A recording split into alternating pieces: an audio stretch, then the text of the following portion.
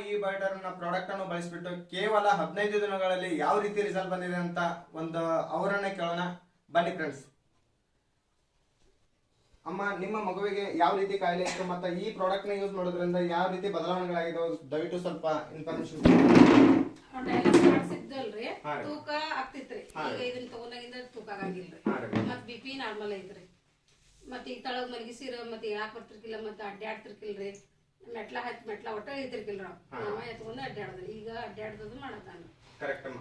ಈ ಪ್ರಾಡಕ್ಟ್ ನ ಯೂಸ್ ಮಾಡಿದ ನಂತರ ಇವಾಗ ಪರ್ಫೆಕ್ಟ್ ಆಗಿ ಅಡ್ಡಾಡ್ತಾ ಇದಾರ. ಆ ನಂತರ ಮಲ್ಗೋದ್ ಕೂಡ ಪರ್ಫೆಕ್ಟ್ ಆಗಿ ಮಾಡ್ತಾ ಇದಾರ. ಅವನ ಮಲ್ಗೋದು ಅವನ ಹೇಳೋದು ಕೂಡ ಮಾಡ್ತಾನ. ಕರೆಕ್ಟ್ ಅಮ್ಮ. ಆ ನಂತರ ಮತ್ತೆ ಯಾವ್ಯಾವ ರೀತಿ ಸಮಸ್ಯೆಗಳಿತ್ತು ಅಮ್ಮ ಇವರಿಗೆ? ಬಿಪಿ ಬಿಪಿ ಜಾಸ್ತಿ ಇತ್ತು ಬಿಡ್ರಿ. ಬಿಪಿ ಜಾಸ್ತಿ 150 170 ಮಟ ಹೋಗ್ತಿತ್ತು ಡಯಾಲಿಸ್ ಆದಿಂದ. ಇವಾಗ ಬಿಪಿ ಯಾವ ರೀತಿ ಇತ್ತು? 35 32 ಮಟ ಅಷ್ಟೇ. 35 135 32 ಈ ರೀತಿ ಇದೆ ಅಮ್ಮ.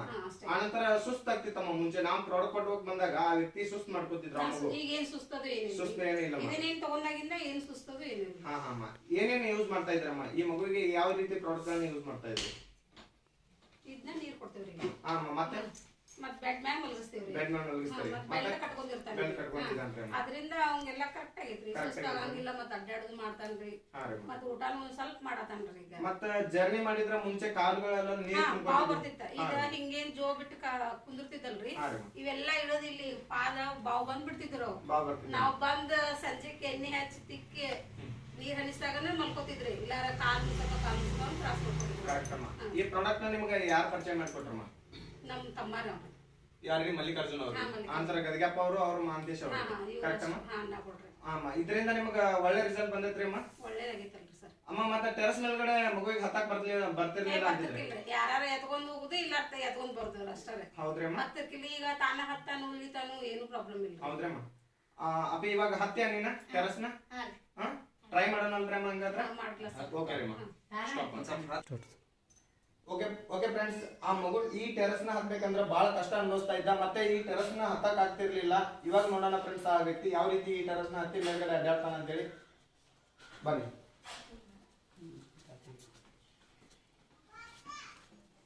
ಓಕೆ, ಆಲ್ಮೋಸ್ಟ್ ಇವರು ಪರ್ಫೆಕ್ಟ್ ಆಗಿ ಆಲ್ರೆಡಿ ಈ ಟೆರಸ್ ನ ಹತ್ತಾ ಇದ್ದಾರೆ.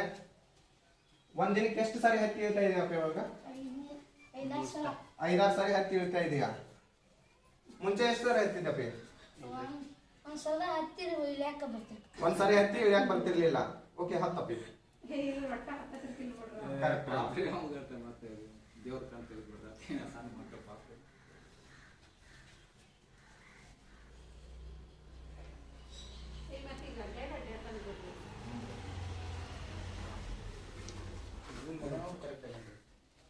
ನನ್ನ ಮಗು ಹಿಂಗ ಆದ್ರ ಅವನ ಕೈಯ ಮುಟ್ಟಿಗೆ ಇನ್ನೊಂದ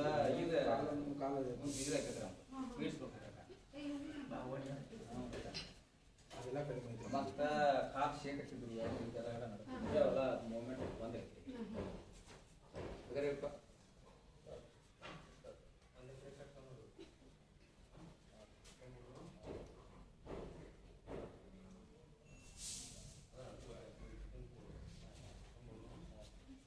ಓಕೆ ಅಪ್ಪಿ, ಇವಾಗ ಏನಾದ್ರು ನಿಮ್ಗೆ ಸುಸ್ತದು ಅನಿಸ್ತಾ ಇದೆಯಾ? ಮುಂಚೆ ಒಂದ್ಸರಿ ಹತ್ತಿ ಇಳಿದ್ರೆ ನಿನಗೆ ಏನ್ ಅನಿಸ್ತಾ ಇತ್ತು? ಸುಸ್ತು ಅನಿಸ್ತಾ ಇತ್ತು. ಮತ್ತೆ ಹತ್ತಿದ್ರೆ ಇಳ್ಯಾಕ್ ಬರ್ತಿರ್ಲಿಲ್ಲ. ಇವಾಗ ಹತ್ತಿ ಇಳಿದು ಒಂದ್ ದಿನಕ್ಕೆ 5-6 ಸಾರಿ ಮಾಡ್ತೀಯ, ಹೌದಾ? ಇವಾಗ ಚೆನ್ನಾಗಿ ಅನಿಸ್ತಾ ಇದೆ ಈ ಪ್ರಾಡಕ್ಟ್ ನಿನ್ಗೆ? ಚೆನ್ನಾಗಿ ಅನಿಸ್ತಾ ಇದೆಯಲ್ಲ? ಓಕೆ, ಇದನ್ನ ಅಮ್ಮ ಬನ್ನಿ. ಅಮ್ಮ ಬನ್ನಿ ಅಮ್ಮ, ಇದನ್ನ ಬೇರೆ ಜನರಿಗೆ ತಲುಪಿಸೋಕೆ ಅಲ್ಲೇ ನಾವು ಡಯಾಲಿಸಿಸ್ ಹೋಗ್ತೇವಲ್ರಿ. ಈಗಿಂದ ಸಣ್ಣ ವಯಸ್ಕರು ಅದಾರ, ಅವ್ರು ಕೊಡಿಸೋ ಪ್ರಯತ್ನ ಮಾಡೋಣ. ಓಕೆ ರಮ್ಮ. ಈ ಒಂದು ರಿಜೆಕ್ಟ್ ಬರೋ ಮಟ ಅನ್ಸುಮಾಗಿರ್ ನಾವು. ಓಕೆ ರಮ್ಮ. ಇವಾಗ ರಿಸಲ್ಟ್ ಬಂದೈತಲ್ರಮ್ಮ? ಕೇವಲ 15 ದಿನಗಳು ಒಂದು ಒಳ್ಳೆ ರಿಸಲ್ಟ್ ಬಂದೈತಲ್ರಿ? ಓಕೆ ಅಮ್ಮ, ನಮಸ್ತೆ. ಏನಾರ ಪಕ್ಷ ನಿಂದ್ರ ಎತ್ಕೊಂಡು